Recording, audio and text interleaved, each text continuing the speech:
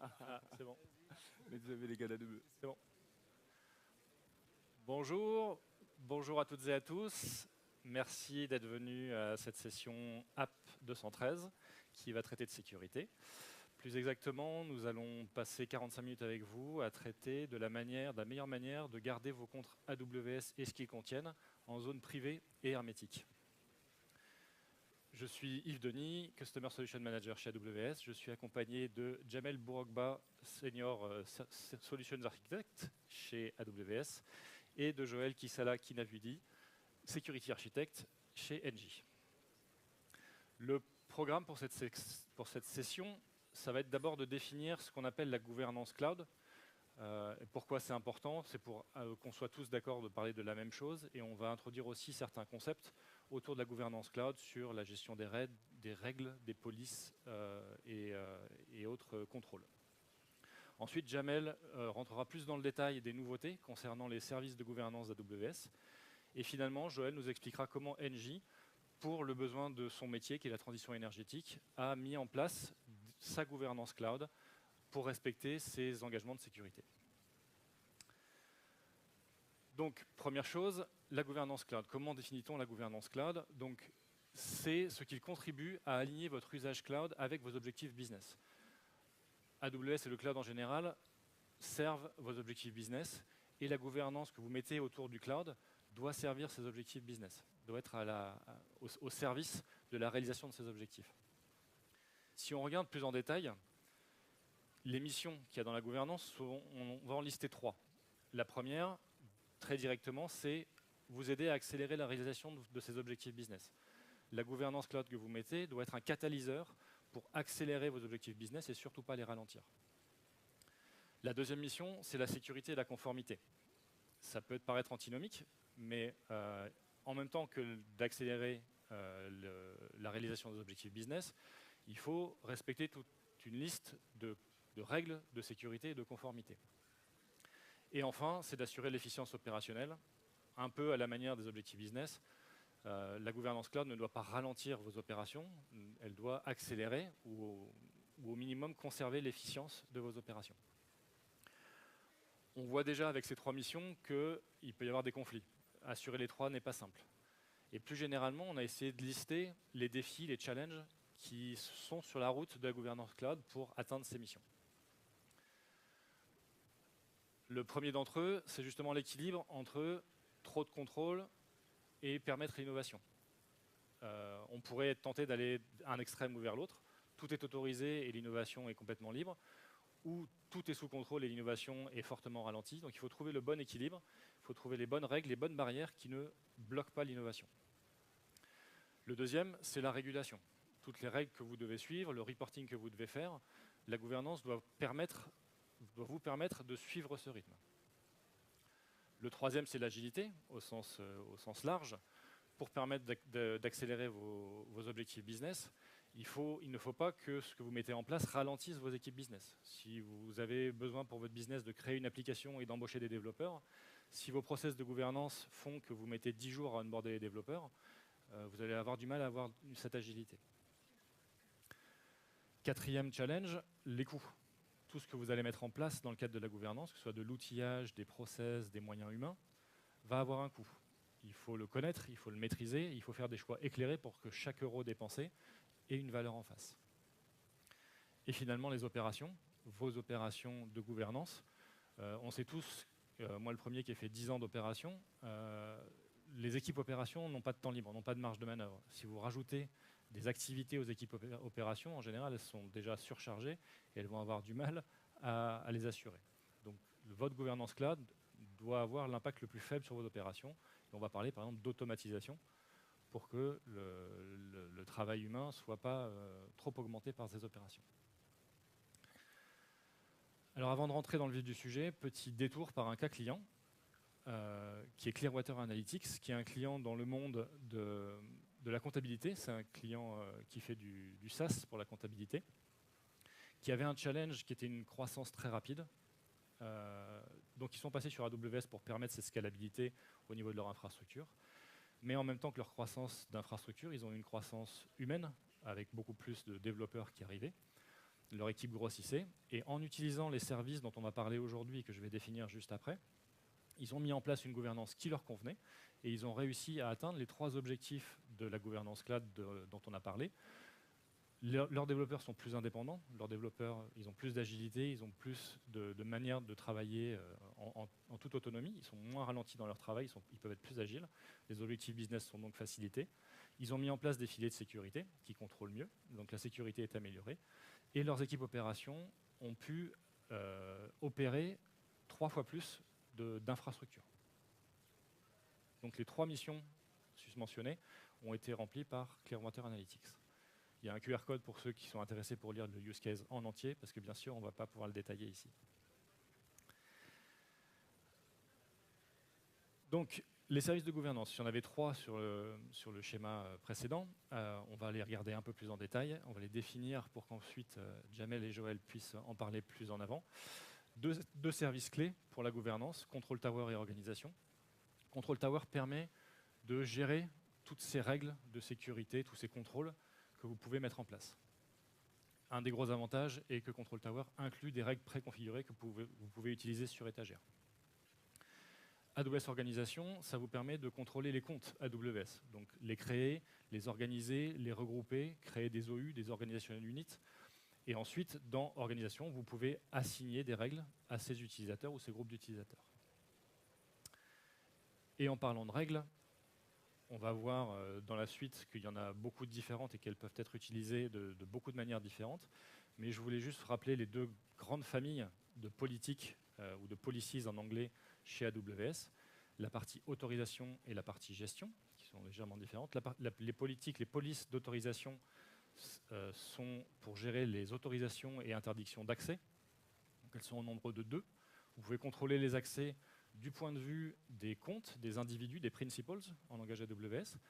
Donc ce sont les règles qui vont autoriser et interdire les accès en s'appliquant sur des individus ou des groupes d'individus. Et les Resource Control Policies, qui sont la version symétrique, c'est du point de vue des ressources, comment on peut contrôler leurs accès, autoriser et interdire l'accès à telle et telle ressource. Les politiques de gestion ne sont pas sur l'accès, donc les politiques d'autorisation SCP, RCP contrôlent oui ou non si les accès sont autorisés. Les politiques de gestion définissent comment on peut utiliser les services.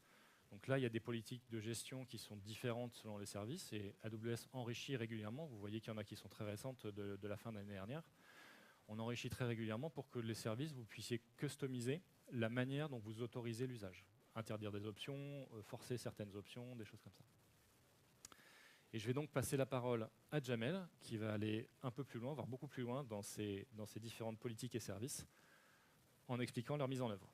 Super, merci beaucoup Yves. Bonjour à tous, extrêmement ravi d'être parmi vous aujourd'hui. Et donc, Yves a mentionné les declarative policies comme exemple de politique de gestion. Ce que je souhaiterais faire avec vous, c'est éventuellement voir un petit peu ce que vous, clients AWS, nous avez remonté et qui nous a influencé justement au lancement de cette nouvelle fonctionnalité qui a été annoncée pendant le dernier reInvent. Autour du lancement de cette fonctionnalité, c'est le besoin que vous nous avez remonté de pouvoir appliquer à un service AWS donné une configuration de manière uniforme, de manière à pouvoir former une base de référence au niveau de la configuration d'un certain service AWS, que ce soit pour l'ensemble de votre organisation ou éventuellement un sous-ensemble, et avoir la flexibilité de définir différentes configurations en fonction des besoins en sécurité, en fonction des besoins en contrôle. Et puis, deuxième volet, c'est la tranquillité d'esprit, notamment si on se met un petit peu dans la peau des équipes de sécurité au sein des organisations. Moi-même ayant été essentiellement dans le domaine de la sécurité avant de rejoindre AWS, c'est vraiment cette tranquillité d'esprit, à savoir avoir la possibilité d'imposer une configuration et puis derrière de se dire qu'à tout moment, cette configuration est enforcée sans avoir besoin de continuellement la surveiller, la faire évoluer ou éventuellement vérifier qu'il n'y ait pas de drift. En d'autres termes, m'assurer que les administrateurs de mes comptes AWS ne puissent pas éventuellement aller modifier la configuration ou l'intention que j'ai mis initialement. Et puis, certains d'entre vous gèrent peut-être des organisations AWS avec des centaines, voire des milliers de comptes. Et soyons honnêtes, eh bien, il y a aussi cette volonté de pouvoir scaler et de pouvoir passer à l'échelle au sein d'organisations AWS qui deviennent de plus en plus conséquentes. Un exemple concret pour illustrer cela, je suis un administrateur AWS, j'ai une organisation de plusieurs centaines de comptes, donc là 500, et je souhaite éventuellement renforcer une configuration qui amènerait à bloquer tout accès public, par exemple à mes VPC.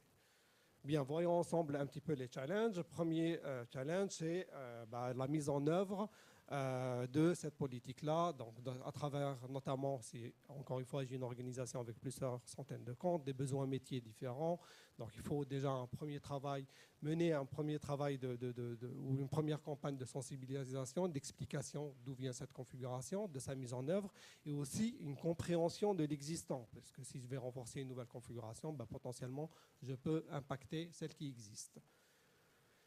Deuxièmement, là on dit bloquer l'Internet, c'est une seule phrase compréhensible. Bloquer l'accès à Internet, une seule phrase compréhensible. Eh bien, si vous êtes familier avec les environnements AWS, cela peut avoir ou mettre en jeu la configuration de plusieurs autres services AWS. Donc, dans ce cadre-là, on a le service VPC en tant que tel, on a l'attachment aux Internet Gateway qui peut éventuellement ouvrir cette connectivité-là, la configuration sous-jacente des sous-réseaux, et des tables de routage, et soyons honnêtes, cela peut éventuellement s'avérer assez complexe à mettre en œuvre.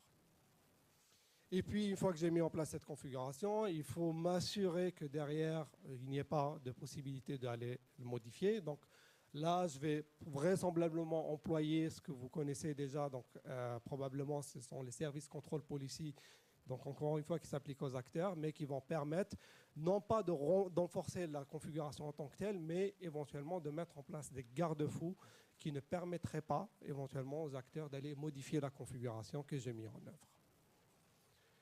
Et puis, je le mentionnais, mettre en œuvre, c'est bien, mais il faut aussi pouvoir continuellement surveiller, monitorer que la configuration que j'ai au niveau de mes différents VPC reflète bien mon intention initiale. Et puis un dernier mot pour nos amis développeurs, c'est que souvent quand on va renforcer ce genre de contrôle, c'est des contrôles d'autorisation. Donc hormis un accès refusé, c'est vrai que les développeurs ils ont très peu d'informations sur ce qui s'est passé pour pouvoir comprendre le pourquoi du comment. Et donc là aussi par rapport à cela, l'expérience on va dire utilisateur, là en l'occurrence les développeurs, elle n'est pas top. Et c'est vraiment à ces challenges-là que vient éventuellement pallier cette fonctionnalité des déclarative policy. Donc c'est vraiment la possibilité de déclarer une fois et oublier, entre guillemets, et de pouvoir le faire à l'échelle d'une organisation AWS, avec la flexibilité que vous connaissiez déjà probablement au niveau des services control policy, c'est-à-dire pouvoir le faire au niveau d'un compte individuel ou bien au niveau d'un groupement de comptes sous une OU ou éventuellement à la racine de l'organisation de manière à l'appliquer sur tous les comptes de votre organisation. Un exemple de déclarative policy, admettons que j'ai deux OU, deux organizational units, une OU de dev pour laquelle je souhaite éventuellement bloquer l'accès public parce que je suis en environnement dev, environnement confiné, j'ai vraisemblablement pas besoin d'exposer l'application au reste du monde. Par contre, sur mon OU de test, éventuellement, je peux faire des tests de charge, des tests d'expérience utilisateur réelle, et à ce moment-là, avoir potentiellement la volonté d'avoir cette flexibilité d'ouvrir l'accès public pour les VPC des comptes se trouvant sous cette OU-là. Alors, comment ça marche ? Donc là, vous voyez l'illustration d'un exemple d'une déclarative policy. Sans rentrer dans le détail, donc si vous connaissez un peu les policies IAM ou bien éventuellement les SCP, vous voyez que là, on s'approche un peu plus d'un langage compréhensible ou langage naturel. Et puis là, tout simplement, je vais dire pour mes VPC Au niveau des Internet Gateway, là, je veux bloquer uniquement le trafic entrant, c'est-à-dire je ne bloque pas l'accès Internet sortant depuis AWS vers Internet, mais uniquement le trafic entrant. Derrière, je vais configurer cette déclarative policy, je vais l'enforcer au niveau du NOU, et ce qui va se passer, c'est que le service AWS Organisation va aller propager cette configuration au niveau des différents comptes sous cette OU sur le service AWS en question. Alors, juste petite nuance là-dessus, par rapport à ce qu'on peut connaître, par exemple, des SCP, où c'est un renforcement des autorisations sur les appels API. Donc là, en fait, ça se passe au niveau du service AWS en question. Donc vous avez un certain nombre de services aujourd'hui qui sont supportés par les Declarative Policies, le service AWS EBS, EC2 et VPC. Mais du coup, ces contrôles-là sont renforcés par le contrôle plane du service AWS en question.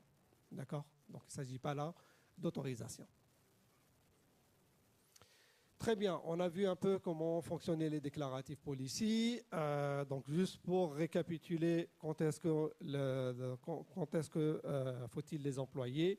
Eh bien, ils offrent vraiment une configuration facile, simple à mettre en œuvre littéralement en quelques clics, qui puisse éventuellement donc, vous permettre de renforcer, imposer une configuration une fois et encore une fois l'oublier. D'accord? Donc derrière, c'est AWS qui se charge de maintenir constamment cette configuration-là. Et puis derrière, un volet que je n'ai pas encore évoqué par rapport à ces Declarative Policy, vous vous rappelez de l'expérience des développeurs qui se prennent un accès refusé. Avec les Declarative Policy, vous avez la possibilité de personnaliser le message d'erreur. Et typiquement, potentiellement, si on a un développeur, par exemple, qui essaye de créer une configuration qui n'est pas conforme, personnaliser le message en disant cette configuration n'est pas autorisée pour raison X et Y. Veuillez contacter les équipes de sécurité pour éventuellement lever une exception si elle est justifiée ou bien une explication de pourquoi la configuration a été mise en place. Très bien. Partie quiz maintenant, pour voir si vous avez bien suivi. J'ai une organisation AWS Paris dans laquelle j'ai un bucket S3, d'accord. J'ai éventuellement des utilisateurs d'une autre org tierce, donc on va appeler organisation Seattle. Et je souhaiterais éventuellement prémunir tout accès des utilisateurs de l'organisation Seattle vers l'organisation Paris sur mon bucket, dans mon organisation Paris. Est-ce que je peux éventuellement mettre en place une SCP ou une Declarative Policy pour prémunir ce genre d'accès? Si vous pensez que la réponse est oui, levez la main. Si vous pensez que la réponse est non, levez la main. Je vois des lettres, merci. Et si vous pensez que la réponse est Chewbacca, levez la main. Je vois qu'il y en a qui n'ont pas du tout levé la main. Donc pourquoi Chewbacca? Parce que sans les sous-titres, on ne comprendrait pas grand-chose à ce qu'il dit. Plus sérieusement, et blague à part, eh bien, si vous avez répondu non, eh bien, ce n'est pas possible. Via les SCP. Pourquoi? Parce que, encore une fois, les SCP, les Service Control Policy, comme spécifié par Yves, s'appliquent, c'est des autorisations qui s'appliquent au niveau des acteurs. Donc, c'est des autorisations que je vais donner à des acteurs. D'accord? Les Declarative Policy, c'est des configurations qui vont s'appliquer à des services AWS. Ça aurait pu, d'accord, mais rappelez-vous, la liste des services qui sont supportés aujourd'hui par les Declarative Policy, c'est EC2, EBS et VPC. Donc aujourd'hui, on n'a pas de configuration par rapport à Histoire qui sont supportés. Mais encore une fois, si vous êtes client AWS, vous savez comment ça fonctionne. La roadmap, c'est vous qui la construisez. Donc n'hésitez pas à nous remonter vos besoins pour éventuellement aller enrichir le service.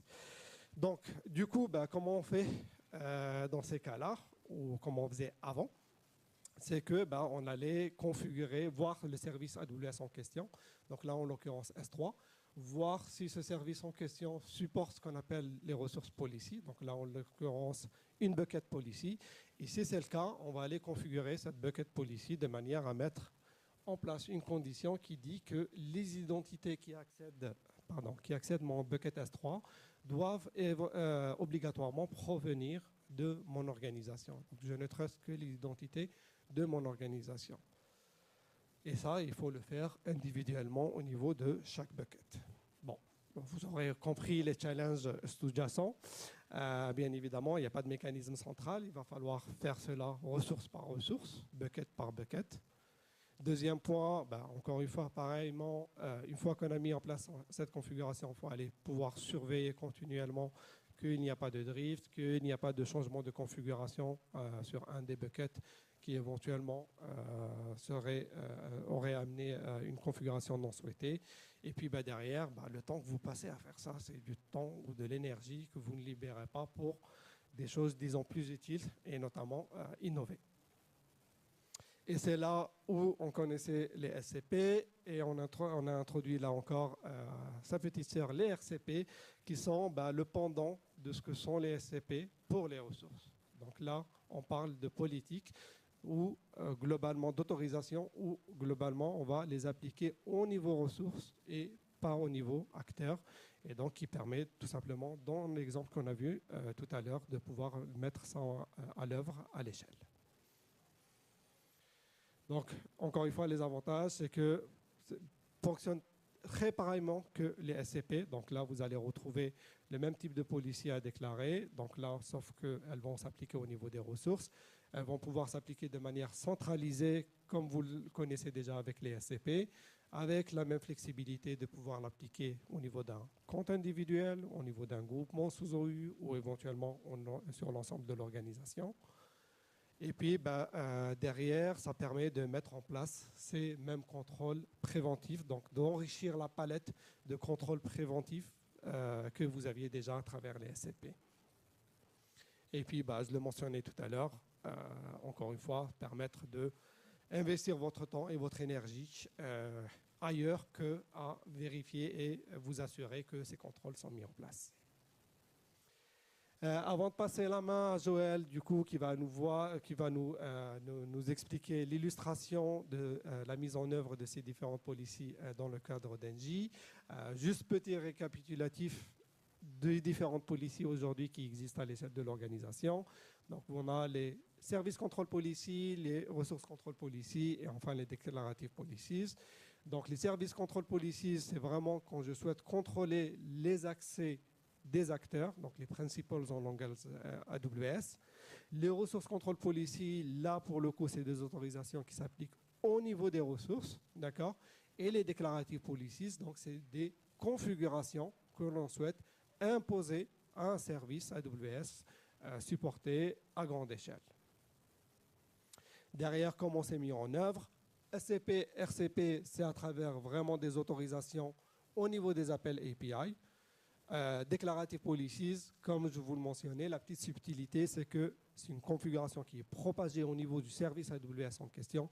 Et donc, c'est vraiment le control plan du service AWS qui va s'assurer de la configuration en question. Et derrière, au niveau des retours erreurs, sur SCP, RCP, on a un accès refusé. Sur les Declarative Policy, on a la possibilité de configurer, comme je l'ai mentionné. Et puis, je termine par un exemple pour chaque type de policy. Typiquement, les SCP s'appliquent aux acteurs, donc refuser l'accès à certaines régions à l'ensemble des acteurs de mon organisation. RCP s'applique aux ressources. Seules les identités de confiance, donc typiquement de mon organisation ou des organisations auxquelles je fais confiance, peuvent accéder à mes ressources. Et Declarative Policy, un exemple d'un des contrôles aujourd'hui ou une des configurations qu'on supporte aujourd'hui, bloquer par exemple l'accès public aux AMI et vous en avez un certain nombre encore disponibles aujourd'hui. Avec ça, je vous remercie de votre attention et je vais sans tarder passer la main à Joël qui va nous parler du K1J. Merci Jamel. Bonjour à vous, bienvenue aux amoureuses et amoureux des sujets de sécurité. Rentrons dans notre élément. Sécuriser AWS, comment est-ce que vous pouvez garder vos comptes en zone privée et hermétique? Yves l'a dit, je suis Joël, je travaille sur les sujets de sécurisation d'architecture cloud au sein du CCO Engie, Cloud Center of Excellence. Alors, Engie, pour ceux qui ne le savent pas encore, nous sommes un groupe industriel intégré qui accélère sa croissance dans la transition énergétique. Nous avons une vision claire, une raison d'être engagée qui nous pousse à agir pour justement accélérer la transition vers une énergie vers une économie neutre en carbone.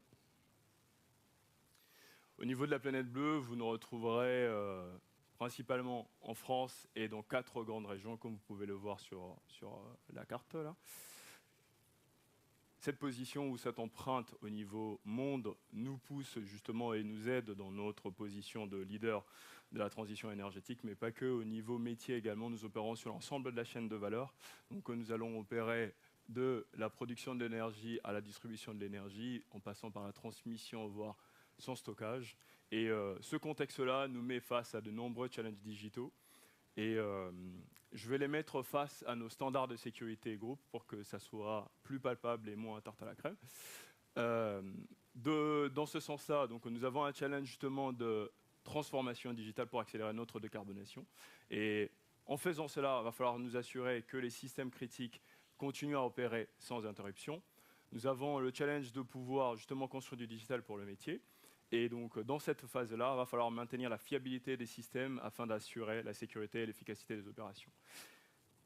Vous avez vu, on est présent un peu dans beaucoup de pays. Donc, il y a différents réseaux, différents besoins d'interconnexion. Donc, il va falloir nous assurer que ces réseaux sont également cloisonnés. Donc, il y a un besoin d'audit de segmentation de ces réseaux-là.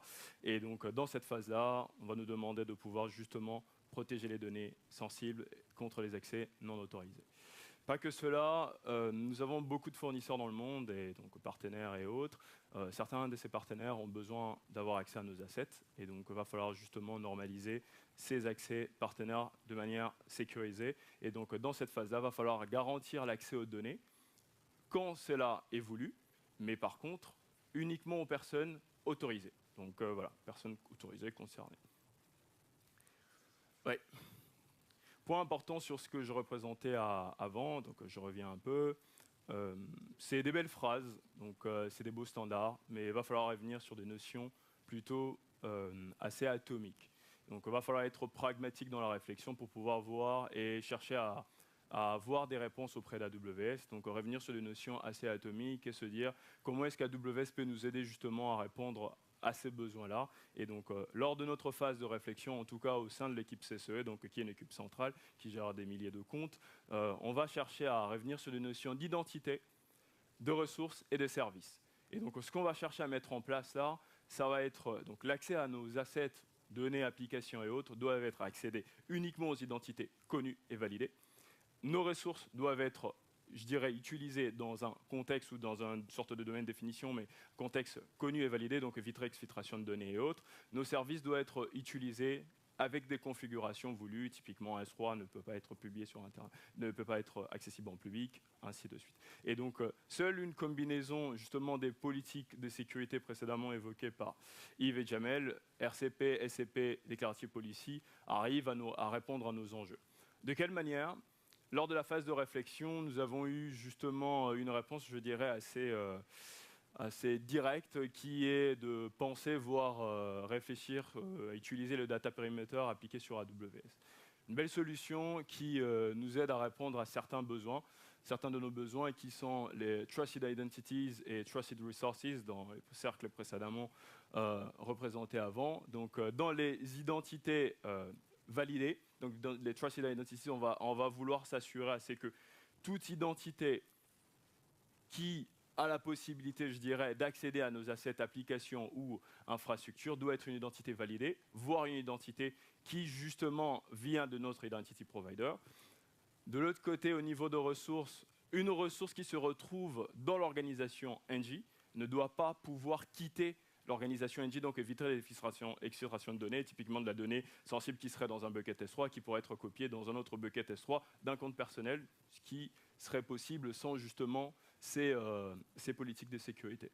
Là où on a eu un petit challenge, justement avec le data perimeter, c'est au niveau de Trusted Action, la mentalité des SCP de manière générale, pour simplifier, est de pouvoir justement restreindre certaines actions.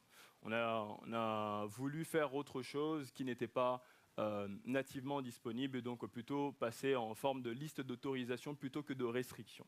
Et donc nativement, ce n'était pas possible, mais on va vous montrer comment est-ce qu'on a résolu cela. Et la partie réseau également.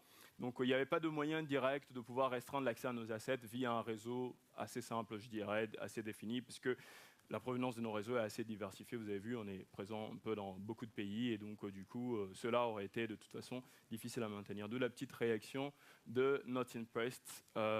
Mais en se basant sur le data perimeter tout de même, on va l'assaisonner un tout petit peu avec les standards NG, donc faire adapter, je dirais, les data perimeter au métier pour pouvoir répondre finalement à ces besoins ou à ces questionnements-là. Et on va arriver justement sur le contexte où, grâce au SCP et Declarative Policy, on va pouvoir justement ne pouvoir utiliser des services que des services validés. Donc typiquement, dans ces fameuses zones, je dirais, privées et hermétiques, on va pouvoir utiliser de l'EC2, mais pas du Lightsail ou autre chose. Donc, on donnera un exemple un peu plus concret. On va pouvoir ajouter une notion de localisation de compte également.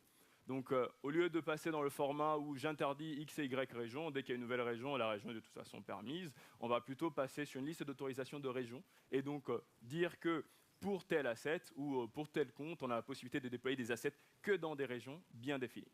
Et donc ça, c'est une notion qu'on va introduire également. Pareil pour la notion de Secure Lock. Donc une ressource, typiquement, je donne un exemple random, un SAP bien déployé et autres, on se dit typiquement que personne n'a le droit de le modifier ni de le supprimer, que ce soit développeur, administrateur de compte ou autre, parce qu'on a défini comme étant un Secure Lock. Donc il ne peut être accessible qu'en lecture et pas justement en écriture.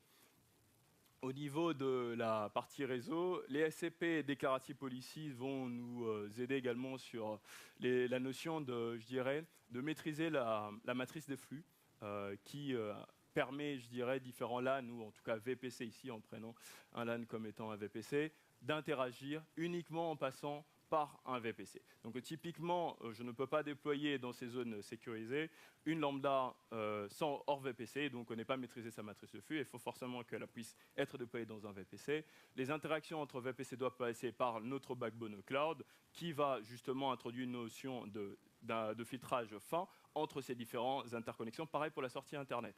Et donc on va éviter tout cas d'exfiltration de données, pareil via route 53, DNS ou autre, on va passer par des briques de firewalling, géré par l'équipe centrale, et j'en parlerai. Et cette réflexion-là, ou je dirais cette manière d'introduire ces notions de sécurité, nous ont poussé un peu à introduire justement une notion de typologie de compte, parce qu'on ne pouvait pas intégrer toutes ces normes de sécurité, tous ces standards de sécurité, ou voir répondre à tous ces besoins de sécurité dans les mêmes comptes, les comptes étant souvent la maille la plus fine à laquelle on peut appliquer justement les SCP, Declarative Policy et autres. Avant de vous parler de la typologie de compte avec une petite architecture qui va justement vous être encore plus parlant, je vais d'abord vous parler justement de la gestion d'un compte. Venez avec moi sur la gestion d'un compte au sein d'Engie.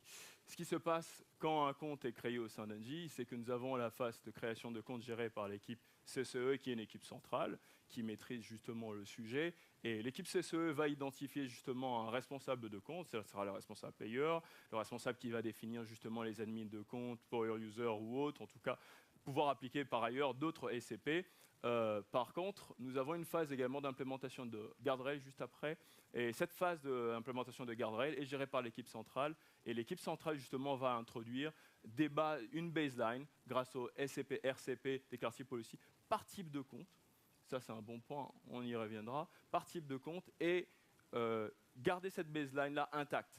Donc, la possibilité qui est du responsable de compte de pouvoir introduire d'autres règles peut être utilisée avec cette baseline-là, mais elle ne peut pas retirer les règles déjà introduites par la baseline.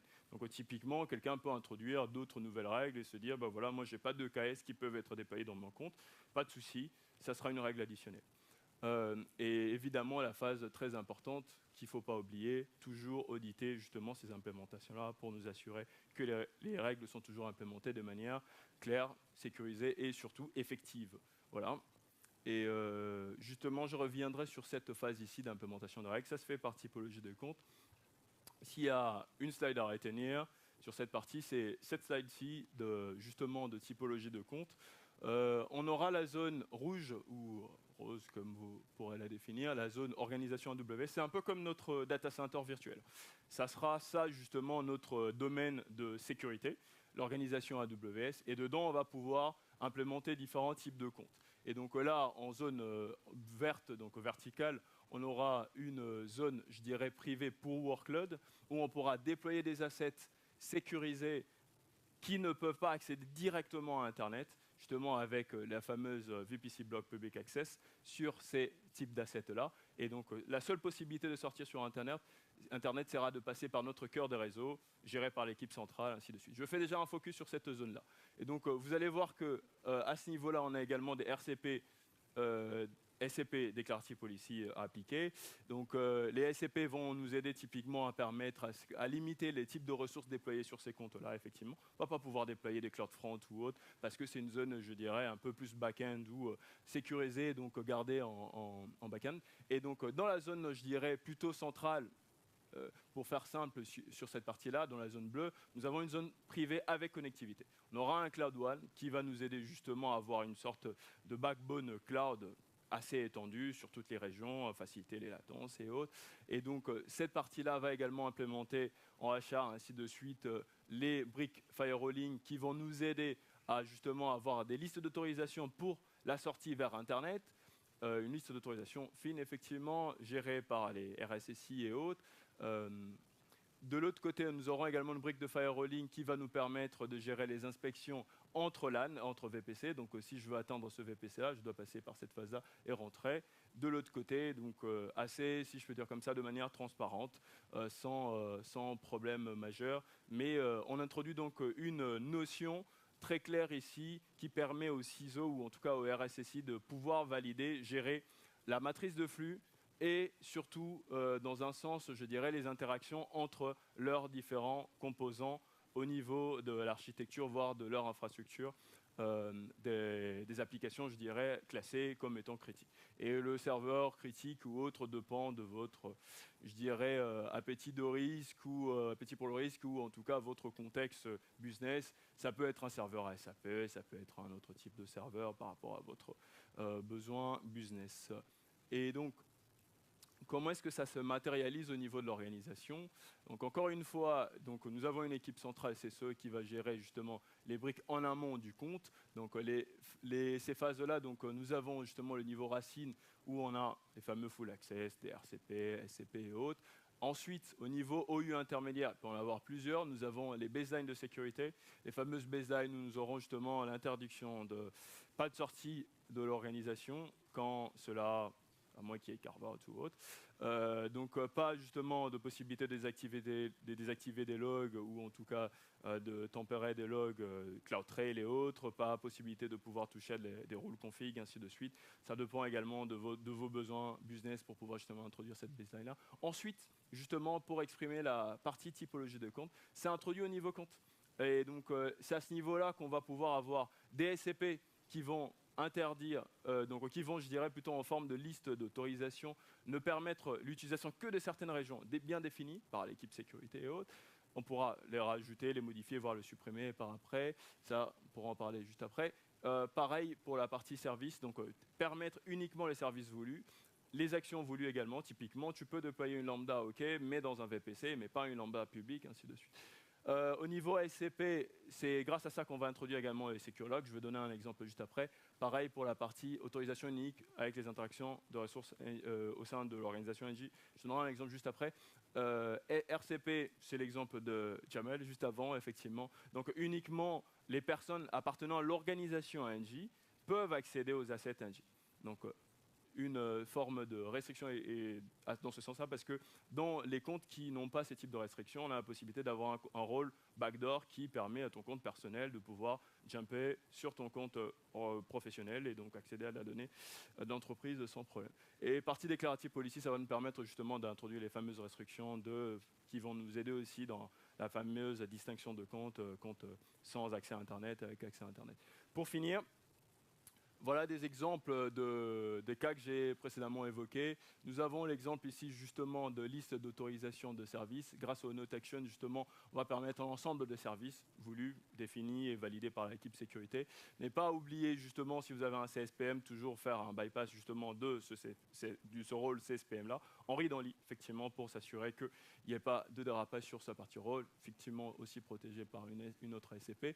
On a également un exemple sur l'introduction justement du Secure Lock. Grâce au fameux tag à appliquer sur une ressource, on va pouvoir justement ne pouvoir faire que des actions en liste, get, describe, donc en lecture seule justement sur des assets et pas en écriture. Et pour finir, un dernier exemple justement de l'introduction des fameuses régions. Grâce à cela, on va permettre uniquement l'utilisation, typiquement de Paris et Nord Virginia, au niveau justement de ce compte-là. Aucune autre région ne pourra être utilisée, à part le CSPM qui aura la possibilité de pouvoir quand même lire les assets et donc de vous donner une visibilité quand même assez globale et vous permettre donc de toujours monitorer vos assets au niveau du CSPM. Ça sera tout pour moi. Je vous remercie et je dis merci pour votre écoute. Et si vous avez des questions, on pourra se rencontrer juste après pour pouvoir en parler dans les détails. Merci, c'était pour moi. Je laisse Saïd. Merci beaucoup Joël et merci Jamel. Donc ceci conclut cette présentation. Merci à tous pour votre attention. Si vous voulez approfondir ce dont on a discuté aujourd'hui, vous avez quelques QR codes sur les services et les policies que vous pouvez photographier et utiliser. Et avant de quitter la salle, s'il vous plaît, je vous demanderai de bien vouloir remplir le sondage de satisfaction sur la session pour qu'on ait votre feedback, qu'on voit ce qu'on pourra améliorer pour l'année prochaine. Merci à tous, bonne fin de journée. Et je compte sur vous pour prendre le sondage tout de suite.